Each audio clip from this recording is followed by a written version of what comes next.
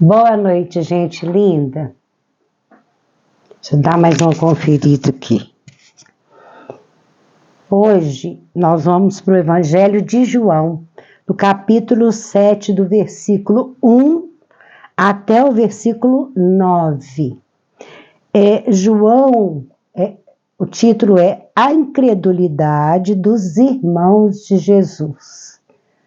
Gente, muita gente acha que Jesus era filho único. Tem 3 passagens aqui no Novo Testamento onde é citado os irmãos de Jesus. A própria passagem das bodas de Canaã, o evangelista João diz que Jesus foi para as bodas com Maria e seus irmãos.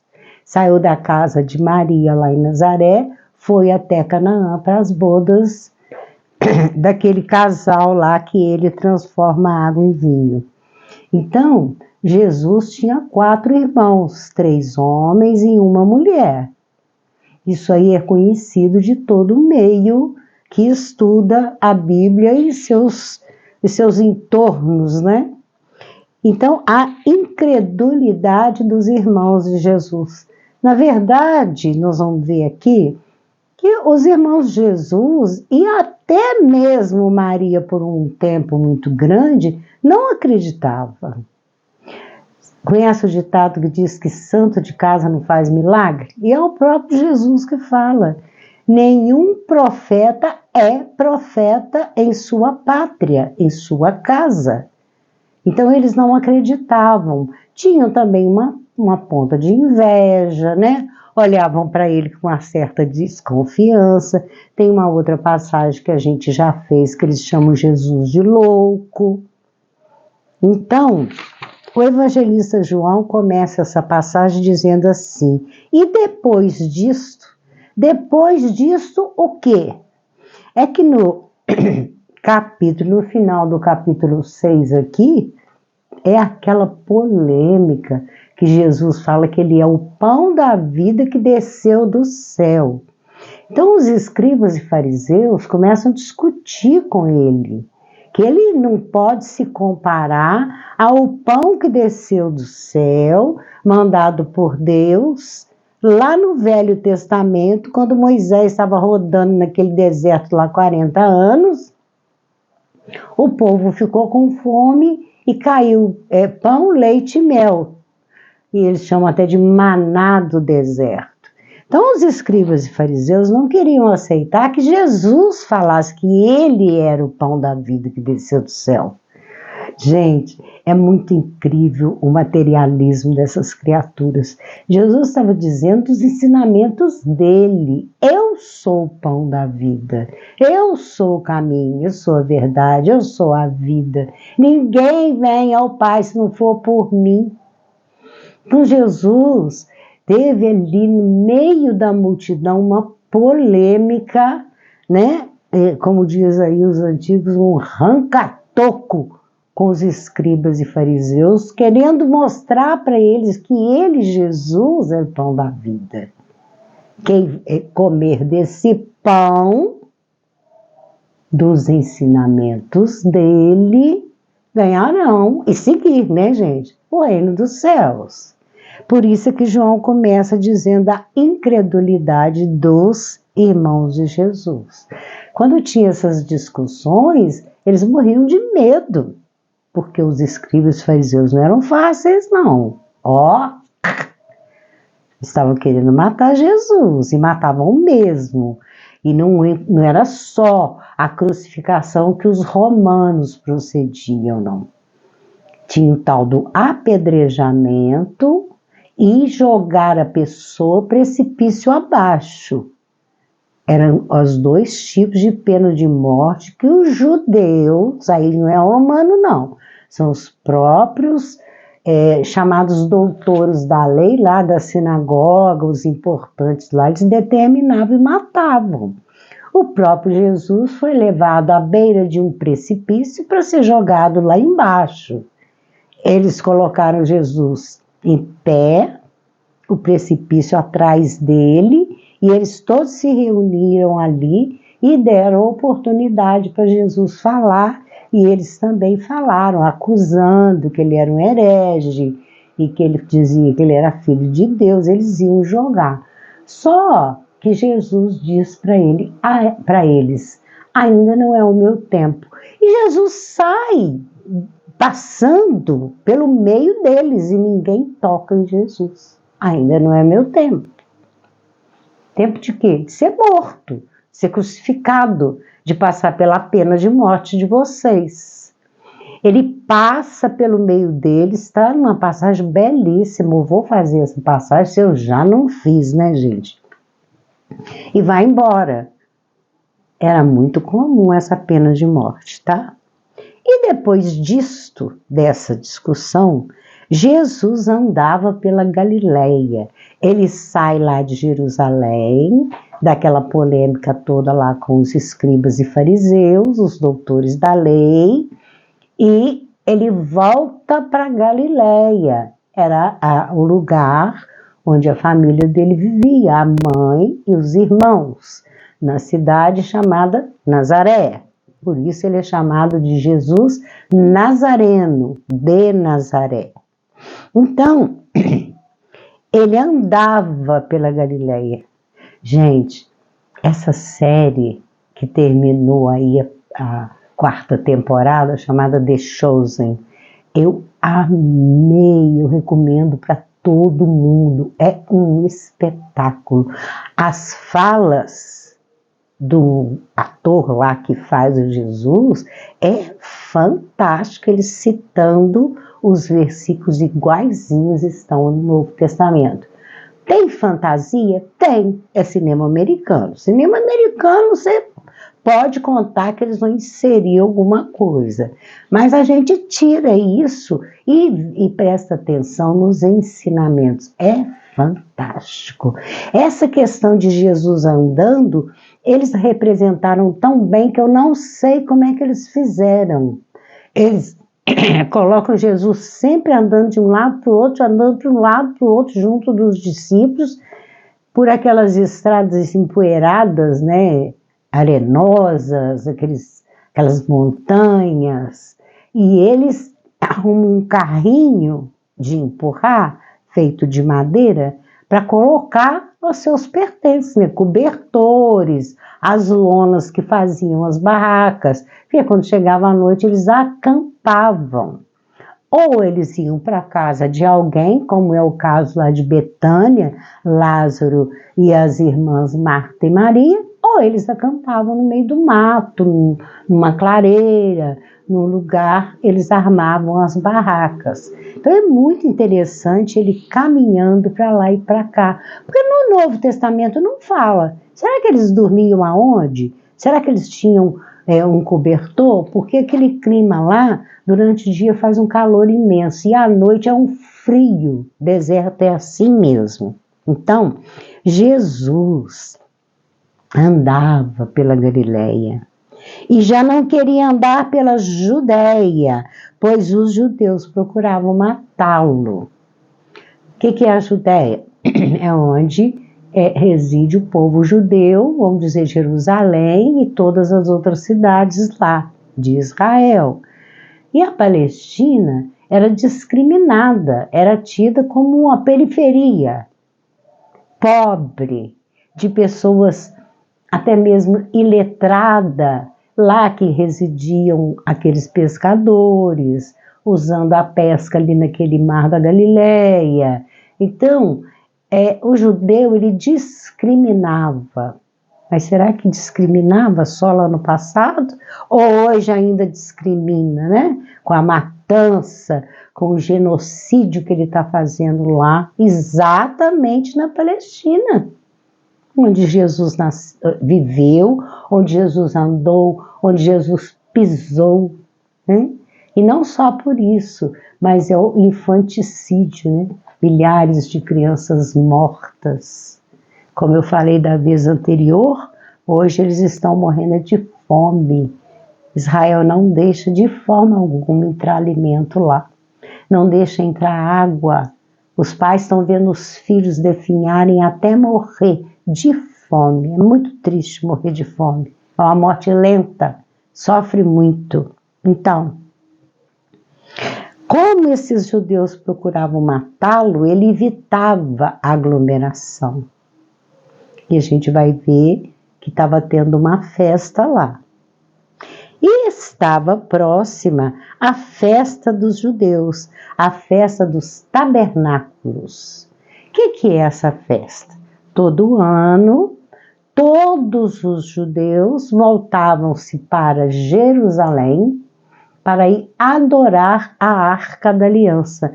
Tabernáculo é onde fica depositada a Arca da Aliança, apesar de que o povo não podia nem olhar e nem tocar na arca. Ela ficava lá dentro só com os sacerdotes. Mas o povo ficava do lado de fora adorando e também fazendo os chamados sacrifícios, matando os animais, derramar sangue para todo lado, nos altares. Era uma carnificina. Disseram-lhe, pois, seus irmãos: sai daqui e vai para a Judéia, para que também os teus discípulos vejam as obras que fazes. Só está ficando aqui na Galiléia, um lugar desconhecido. Vai lá para a Judéia, vai ensinar lá. Aqui é um lugar pequeno, pobre, né? Então vai para lá para que as pessoas te ouçam e vejam as suas obras, ou seja, as curas que ele fazia, né? Porque não há ninguém que procure ser conhecido que faça alguma coisa em oculto. Estava querendo dizer que ele estava querendo se ocultar. Gente, ele tinha acabado de sair de uma polêmica que por pouco ele não foi morto. Ele queria ficar mais sozinho. E quer lugar melhor do que a pátria, do que a casa da gente, né? Se fazes essas coisas, manifesta-te ao mundo. O que é manifestar ao mundo? É porque se ele fizer essas coisas lá em Jerusalém, ele fica conhecido pelo mundo todo, porque Jerusalém era a capital, é onde tinha o Templo de Salomão, era o lugar mais importante do mundo, né? Naquela época. Então os irmãos querem que ele vá para lá para ele poder chamar a atenção do mundo todo. Olha só esse versículo pequenininho, porque nem mesmo seus irmãos criam nele, não acreditavam nele. Então eles queriam que Jesus chamasse atenção, vai lá fazer as curas no meio do povo para que todo mundo veja. Porque Jesus ia lá, curava, quando ele voltava os irmãos não acreditavam nele. Olha só que horror. Disse-lhes, pois, Jesus: ainda não é chegado o meu tempo. Mas o vosso tempo sempre está pronto. O tempo de vocês já está pronto. Vocês já fizeram o que tinha que fazer. E o tempo de morrer já está pronto também. Se é isso também que ele quis dizer. Mas o meu tempo ainda não está pronto, não. Ainda não está na hora de eu anunciar para as multidões. Jesus obedecia muito à intuição que ele tinha do alto, de Deus, nosso Pai. Tudo que ele fazia, ele se calava e prestava atenção naquilo que estava chegando para ele. Faça ou não faça. Tanto é que ele não curou a multidão toda. Não. Ele desencarnou, ele foi embora e ele deixou cego, surdo, mudo, paralítico, aleijado, leprosos. Ele não curou todo mundo, não era esse o sentido. O Pai determinava quem ele podia curar ou não. Certo? Então, ainda não é meu tempo. Se eu for para lá agora, eles vão, me matar.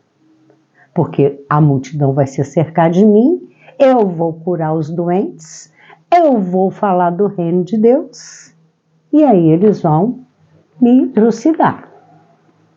O mundo não vos pode aborrecer, mas ele me aborrece a mim, porquanto dele testifico que as suas obras são más. Então o mundo aborrece Jesus.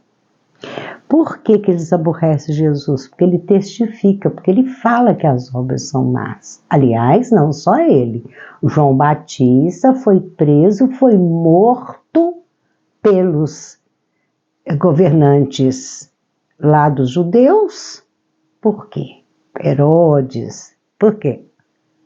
Porque ele andava falando as verdades daquele povo sujo, daquele povo indecente, que praticava o incesto, juntava marido de um com a mulher do outro. E João Batista abria a boca mesmo e falava mesmo. E Jesus alertou ele, cuidado. Mas ele também sabia. Ele sabia que ele ia ser morto. Os dois sabiam. Eles eram primos, tá, gente? Vocês estão lembrando disso, né? Então, porquanto dele, do mundo, eu testifico que as suas obras são más. Subi vós, vocês aí, meus irmãos, a essa festa. Eu não subo ainda a essa festa, porque ainda o meu tempo não está cumprido. Eu não vou a essa festa. Porque se eu for, eu corro o risco de ser morto antes da hora. Vai haver aquela hora determinada pelo Pai. Por enquanto não é, não. Então Jesus pregava para poucas pessoas, a não ser o Sermão do Monte, que ele foi corajosíssimo, né? Foram milhares de pessoas que se aglomeraram para ouvir Jesus. É quando ele multiplica os pães, multiplica os peixes. É uma coisa muito bonita mesmo. Então, e havendo-lhes dito isso, ficou na Galileia. Ele não foi. Ele ficou na Galileia, preservando a sua vida, porque ele sabia que a multidão lá ia ser muito grande. E qualquer coisa que ele falava, ele chamava muita atenção. Porque ele falava do perdão, do amor, né? Ele falava da questão de dar a outra face, de orar por aqueles que caluniam e perseguem. Ele falava da misericórdia. Ele não concordava com a venda de animais, aqueles cambiadores lá que vendiam os animais para serem sacrificados. Então ele criticava mesmo, criticava criaturinhas inocentes que eram sacrificadas, eram mortas, degoladas, para aspergir o sangue no altar, para Javé e seus anjos deliciarem daquelas energias. É muito horrível isso tudo, gente. Jesus tinha razão, né? Então, fica aí o ensinamento de hoje, que é a incredulidade desses irmãos. Vamos à nossa frase? Eu esqueci. Eu pensei em contar para vocês e eu vou fazer. Eu vou contar. Não era só os irmãos, não. Muitos dos discípulos também duvidavam. Vocês sabiam disso? Muitos dos apóstolos. Pedro era um que vivia duvidando de tudo, coitado. Duvidou tanto que até no último momento ele traz Jesus, né? Lá, nega Jesus. Ele trai negando Jesus. Então tinha uma polêmica muito grande. Tanto é que no caminho de uma das andanças lá, Jesus pergunta: o que vocês estavam discutindo? Eles estavam discutindo para ver entre os 12 quem era o maior no reino dos céus. Jesus passa uma carraspana nele. Quer ver outro exemplo? Felipe chama Natanael, que é o arquiteto. Eles tinham suas profissões, tá, gente? Ele chama Natanael para seguir Jesus. E Natanael pergunta para Filipe. Filipe já era apóstolo de Jesus, Jesus já tinha chamado ele. E Natanael pergunta para Filipe: por que eu devo seguir esse homem? E Natanael diz: ele é o Messias. Vem para você ver. Vamos lá para você ver. Natanael então pergunta: de onde ele é? Por quê? Naquela época, a pessoa era muito conhecida pelo lugar onde ela residia. Por isso que a gente vê muito no Evangelho dizer Maria de Magdala. Magdala é a cidade de onde ela veio. A mulher samaritana, porque ela é da Samaria. Então tinha muito isso. Fulano de tal lugar, ciclano de tal lugar. Dava-se importância ao nome da família, né? Mateus, filho de Alfeu. Judas, filho de Cariotes, que depois abrasileiraram e colocaram Iscariotes. Então, era muito comum. De onde é esse homem? E Filipe diz, ele é da Palestina, de Nazaré.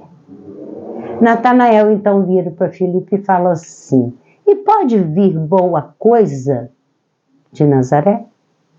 Olha isso. Então, os próprios, e Jesus chama Natanael depois, né? Ele vai seguir Jesus.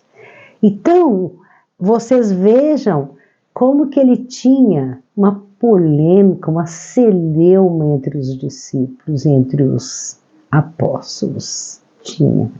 Muitos duvidavam dele. Mesmo vendo as curas.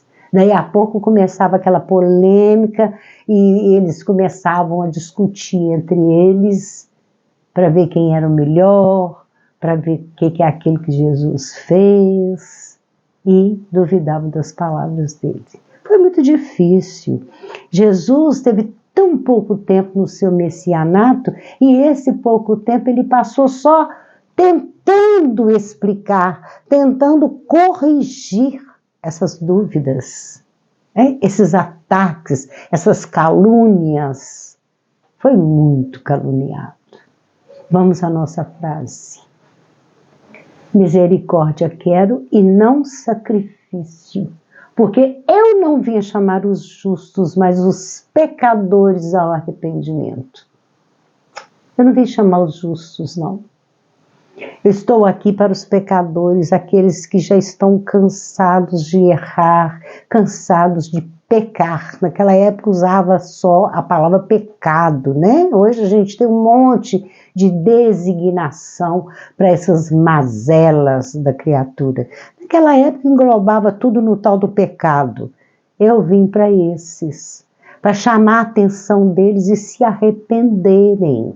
Eu estou aqui para isso. Os justos é igual aos 99 ovelhas. Você pode deixar lá no deserto, lá na montanha, mas você vai atrás daquela uma que está perdida, que é a ovelha perdida. Então não faça sacrifício.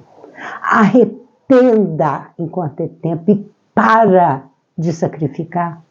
Para de sacrificar as criaturas, para de explorar empregados, para de escravizar as criaturas. Porque a gente ouviu falar que a escravidão acabou. Aquela escravidão de amarrar no tronco, de chicotear, acabou. Mas continua a escravidão.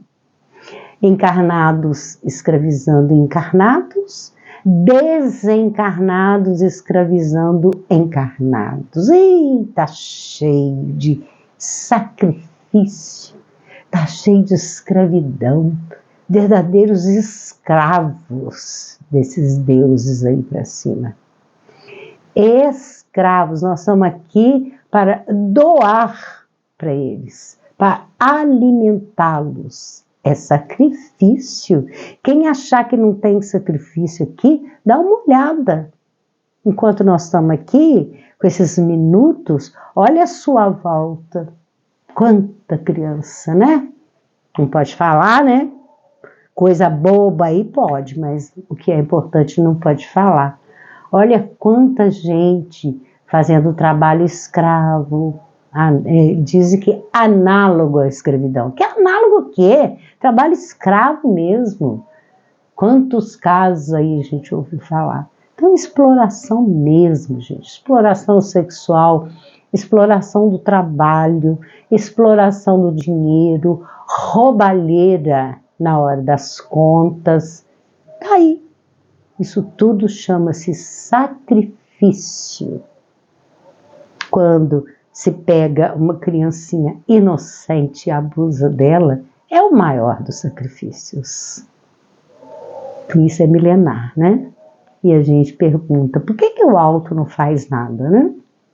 Mas fica aí o nosso recado de hoje e vamos ao nosso presente, que eu achei bastante simpático. Eu ganhei esse vidro de perfume e ele veio sem tampa, mas eu achei ele tão redondinho, tão bonitinho, gente. Vendo? A florzinha eu não posso doar não, tá? É só mesmo o vidro que eu enfeito. Porque essas coisas custam muito caro. E aí, para mim colocar a flor em cada um, eu faço um monte. Não dá, não. Então, fica aí. Eu cobri com linha, essa linha em vinho, marrom e um pouquinho de rosa, laranja, não sei.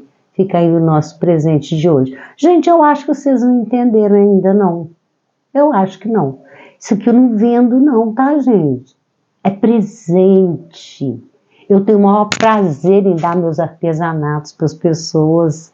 Eu não estou vendendo, eu não vendo nada, não. Acabei de lançar um livro aí agora no YouTube, em audiolivro, de graça. Quero ganhar nada, não. As pessoas perguntam, Regina, você podia colocar aquela forma de pessoa fazer o pagamento? Eu falei, não, eu não vou vender ensinamento de Jesus de forma alguma. É de graça. De graça recebeste, de graça dai. E de graça também eu vou mandar um beijo no seu coração.